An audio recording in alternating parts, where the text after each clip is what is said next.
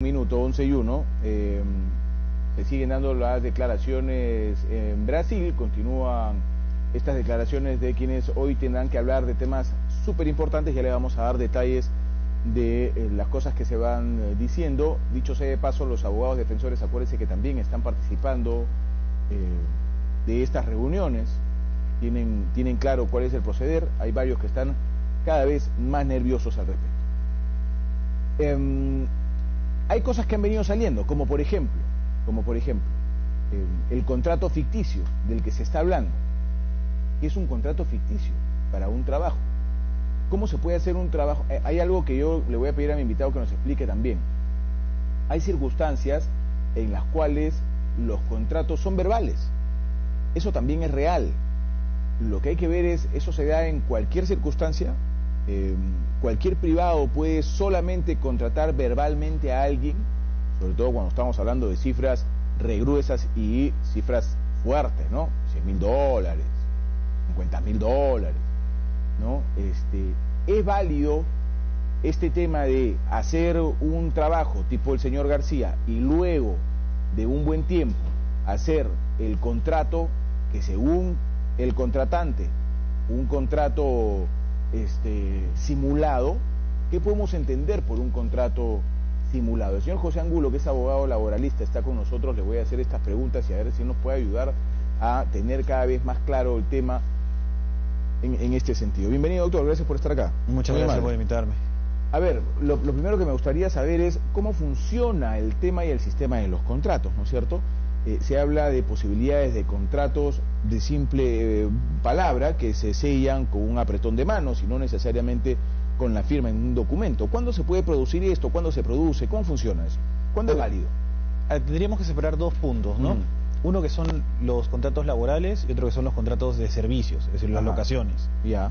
Dentro de los contratos de servicio, que puede ser inclusive tal vez un dictado de un seminario o de una charla o un servicio específico que tiene un inicio y un final y que es completamente autónomo, que son los recibos por honorarios, no necesariamente tiene que estar por escrito un contrato, se puede pactar de manera verbal, no te requiere una formalidad. En cambio... No importan los montos tampoco. No importan los montos. Ya. Pero de ahí voy a hacer una aclaración sobre eso, es decir, solo la formalidad, ¿no? Ahora, en el tema laboral hay dos posibilidades. Una posibilidad es el contrato básico o general, que es el contrato a plazo indeterminado, es decir, que no tiene un fin. Te contratan y tú vas a seguir laborando conmigo hasta Dios sabe cuándo. Esos contratos pueden ser verbales, pero los contratos escritos son los que te requieren alguna formalidad, como es el caso de los contratos a plazo fijo, o que son de un régimen especial, o por ejemplo que sean de plazo determinado. Es decir, que no sean el estándar, el general indefinido. Ahora, sobre tu consulta, se puede regularizar posteriormente y todo. En temas laborales, no, porque una vez que ya has empezado a trabajar, ya adquieres una condición de indeterminado, ya adquieres un beneficio, que es el régimen general y los beneficios generales como todo trabajador. Los demás puede implicar que sea una reducción de los beneficios, sea que ya no tengo la estabilidad perenne por indefinido, sino ahora un vencimiento, o que entre a un régimen MIPE, que es menores beneficios. Entonces, como yo ya lo adquirí por haber empezado a laborar sin contrato, no puedo reducirlos, no puedo renunciar a ellos, entonces ya no puedo subsanarlo. Es decir, en el tema laboral no existe esa figura. Tú tienes que firmar tu contrato desde un inicio, desde el día 1, incluso, o antes de iniciar la relación laboral. Ya habiendo iniciado sin contrato, haciendo el primer hecho, la primera prestación de servicios, ya pierdes esa calidad o esa posibilidad de subsanar. ¿Y si se termina tu contrato, hablando de ese tema laboral, si termina tu contrato y no firmas el siguiente y sigues trabajando?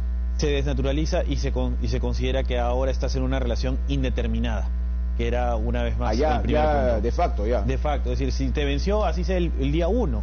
Si yo vine a trabajar el día siguiente, se venció ayer, hoy vine a trabajar y por la tarde me dicen, toma, firma tu contrato. No, disculpa, yo ya inicié con esto, ¿no? O al día siguiente o en pasado mañana, yo ya no puedo. Y si lo firmo, ya estaría yendo en un tema ilegal, ¿no? En contra. No podría yo renunciar a ese derecho y ese contrato es completamente inválido. Y cuando él, lo que nos decías que es locación de servicio, cuando haces una charla, cuando te dedicas a un público por un evento de un día en particular, una empresa te necesita por solo un día. Lo que sucede en estos casos, y la gran mayoría, es que son revisados por temas tributarios.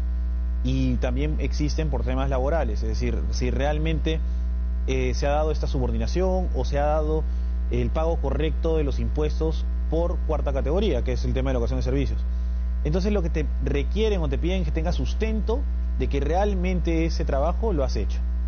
Puede ser un informe final, puede ser el contrato, puede ser la descripción de las labores, pero con pruebas de que realmente se han dado, inclusive la misma charla, ¿no? Fotos, videos del mismo. Porque tú tienes que demostrar que realmente lo has hecho y no has recibido ese dinero de manera ilegal, o que has tributado de manera correcta, y no ha sido, por ejemplo, por poner un caso que no sea tan ilegal como el que se debate. Si yo me contratan por recibo por honorarios, pero yo estoy realizando labores de subordinado, es decir, como trabajador, yo tendría que tributar como quinta y no como cuarta. Entonces, que implica una retención, un levantamiento en planilla y todas las formalidades mismo. Entonces, SUNAT te pide que demuestres que realmente ese servicio se ha dado y es verdadero. Si no, estarías evadiendo impuestos o pagando impuestos de manera incorrecta. Ajá. En este caso en particular, va el señor, hace una conferencia, una fecha, y posterior a esa fecha, semanas después o meses después, se realiza un contrato sobre un hecho que ya ocurrió. Se habla de una regularización. ¿Así funcionan estos temas? Es decir, no debería darse, porque lo correcto es que tú pactes primero qué servicio vas a dar, cuáles van a ser tus honorarios, cómo se van a dar y todas las condiciones. Tú ya no puedes pactar hasta lo que ya ha pasado. Sin embargo, a veces sucede que sí existen regularizaciones en estos casos, pero cuando estas cosas suceden, usualmente se requiere más pruebas, ¿no? Es decir, el contrato, el papel aguanta todo. Y puede ser que el contrato no necesariamente indique todo o lo que realmente ha pasado. Nosotros tenemos, por lo menos en tema laboral, el principio de primacía de la realidad, que es, no importa lo que diga el papel, lo que realmente ha sucedido es lo que vale. Exacto. Entonces, en este caso usualmente es lo que se ve de esa manera, y se puede observar si es que se ha regularizado el contrato, pero bueno, dame más herramientas, ¿no? Realmente ha sucedido, realmente ha existido esa charla, se ha dado eso, hay videos, hay fotos, cuéntame un poco más, y tendrá que ser la autoridad quien decida si eso satisface las presunciones o su certitud de decir sí, exactamente ha pasado, porque a veces el contrato no es necesariamente el único, y menos si ha sido regularizado posteriormente, si ¿no? te contrata A, ¿no es cierto? Y te dice, vas a dar una charla para A, y te firma el contrato B, es decir, la empresa B, ¿esto es regular, es normal? O sea, no, más allá de si es normal, ¿es correcto? ¿Es legal? ¿No hay problema? No necesariamente, pero hay posibilidades, es decir, legalmente también es viable. No es correcto, pero habría alguna posibilidad en que yo sea una empresa de servicios. Digamos, yo soy un estudio de abogados, tú necesitas un abogado, contratas conmigo estudio de abogados, pero yo le pido a uno de mis abogados que te brinde el servicio. Entonces, si bien yo estoy recibiendo, yo le voy a pagar a mi abogado por brindarte el servicio a ti. Entonces, sí existe esa relación, pero tendría que haber, por ejemplo, como te decía, un contrato de por medio explicando cuál va a ser el servicio y otro contrato con él que demuestre que realmente ha sido mi trabajador. En este caso tendríamos que verificar cuál es la relación contractual entre todos para ver si realmente existe, y también el por qué, porque todo pasa por el tema de razonabilidad. Todos los negocios están hechos para ser razonables, todos los negocios están hechos para que ambas partes ganen algo, tanto la prestación como el dinero. Si yo no voy a trabajar gratis, eso es completamente absurdo. Entonces, si es que no existe esa razonabilidad, ¿por qué se ha hecho esto? ¿O para qué se hizo tan complicado? ¿O cuál era el trasfondo del mismo? Estamos viendo que tal vez se puede encubrir algo, que puede ser algún tema tributario, o un tema laboral, o inclusive un tema delictivo, ¿no? Claro, un tema de que no quiero saber quién fue finalmente el que me pagó y quién coordinó, y el tema va por otro lado. Ya, una vez que se sabe, que nos ha doctor explicado todo este tema, digamos, legal, normativo, ¿no es cierto? Yo pregunto, cuando alguien pacta de manera verbal, ¿no es cierto?, que es lo que ha ocurrido en este caso, según la teoría de la defensa del señor García, si yo fui, el señor Barata me ubica por intermedio de un tercero, y todo lo hacemos de manera verbal porque el código dice que podemos hacerlo de manera verbal. Ok, se dan la mano, llegamos a $100.000, qué bueno, qué buen pagador eres, chévere. No me pagas, y contratas a otra persona para que termine pasando la factura, que finalmente sí me paga, y firmando un contrato. Si yo concuerdo contigo de manera verbal, ¿es legal que exista un contrato escrito también? firmado por otra persona para el mismo hecho? Es decir, para el cobro. Exacto. Sí, se puede dar, es una figura legal válida el cobro. Tú puedes pasar un título valor, o así sea un cheque que no me han pagado de manera correcta, o en este caso inclusive una factura o un recibo por honorarios, y puedo venderlo como si fuese un título valor, es decir, se lo paso a un tercero, mira, yo te debo plata o tú cóbralo. Inclusive puedo pedirlo a alguien que lo cobre y pagarle un servicio por el tema del cobro. Ahora, pero entre ellos tiene que haber alguna relación, es decir, algo tiene que haber ganado la otra parte por cobrarle ese cheque, es un servicio, ¿no? Es un cobro. Bueno, le dieron un plus porque todo en realidad era una empresa dedicada a hacerle la sociedad a Odebrecht, ¿no es cierto? Eso ya lo sabemos. Yo lo que quiero ir es más al aspecto de la defensa del señor García, que él dice, yo no sabía nada, yo les di servicio a... y a mí me dijeron que me iba a pagar A, pero como no me pagaba, después me dijeron que me pagaba B. Y con B hay contrato, hay factura, hay descuento de impuestos, hay absolutamente todo, lo cual está bien. Y entonces este señor dice, ese contrato es un contrato simulado, dice la empresa. ¿Qué debemos entender como un contrato simulado? Porque ahí, para terminar de encajar esa figura, tendríamos que revisar cuál es la relación que tiene la empresa, es decir, por qué la empresa B le va a pagar y no la empresa A. Tendría que haber algo, alguna deuda pendiente, algún servicio. ¿Por qué la empresa B va a tener que dar a favor de la empresa A ese dinero? Y tanto de la misma manera, ¿por qué yo me beneficio con un dinero de un tercero, pero es un pago indebido, si no tengo o no tengo una autorización o al menos una dirección de la empresa A diciendo, ojo, te va a pagar B por orden mía? Entonces ahí falta un nexo, falta algo para poder entender esa figura, lo cual deja muchas cosas a pensar. Esa posibilidad de pensar que existan algo, se puede pensar que están encubriendo otros tipos de actos, y a eso se le llama simulación, que el contrato no es correcto. Se ha hecho un contrato, una suerte de acto jurídico, para tratar de encubrir otro acto que realmente ha sucedido.